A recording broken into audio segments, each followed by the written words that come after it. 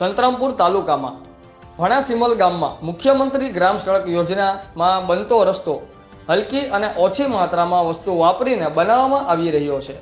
ભણાસીમલ ગામમાં વચલા ફળિયામાંથી મહાકાળી મંદિર નાળ ફળિયા રોડ જે હાલ બની રહ્યો છે તે બોર્ડ પર લખેલ નાણા મુજબ છે।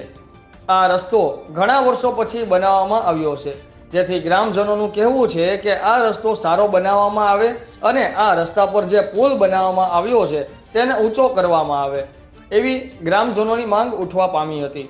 હવે જોવાનું રહ્યું કે રસ્તો બનાવનાર કોન્ટ્રાક્ટર અને રસ્તોના બિલ પાસ કરનાર અધિકારીઓ કઈ રીતે કામકાજ કરે છે કે પછી ખાલી બિલો જ પાસ કરી દેવાની નીતિ રાખવાના છે।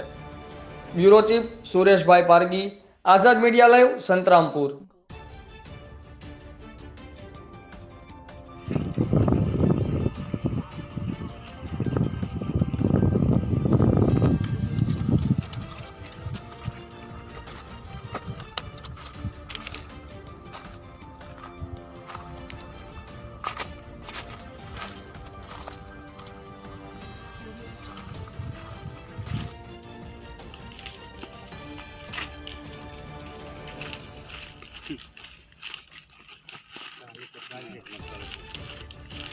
જાણ કરીને તોય કામ હલકું